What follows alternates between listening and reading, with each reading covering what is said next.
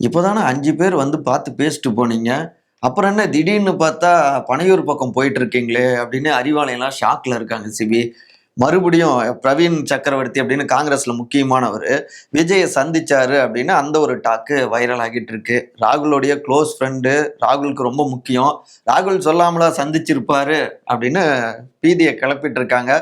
செல்வ பிறந்தகை உடனே, "ஏங்க அப்படி சந்திச்ச மாரி ஏதாவது ஃபோட்டோ இருக்கா? காட்டுங்க பாப்போம்." எங்களுக்கு எதுவுமே தெரியல.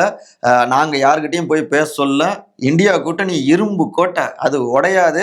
இத தாண்டி பிரவீன் போய் பேசியிருந்தாருன்னா, நாங்க அகில இந்திய தலைமை கிட்ட சொல்லுவோம். அவங்க ஏதாவது அதுக்கப்புறம் அவங்க முடிவெடுப்பாங்க. நடவடிக்கை எடுப்பாங்கன்னு அவங்க சொல்றாங்க. ஆனா என்னன்னா, இப்பதான் எங்களுக்கு 40 சீட்டு வேணும்னு வந்து கேட்டாங்க அறிவாலயத்துல.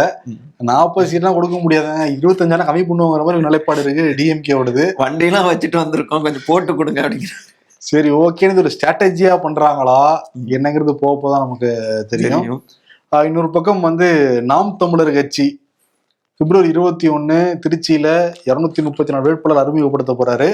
இப்ப 100 வேட்பாளர் பேரையுமே அறிவிச்சிருக்காரு முதல் கட்டமா. ஆமா, நாம் தமிழர் சீமான்.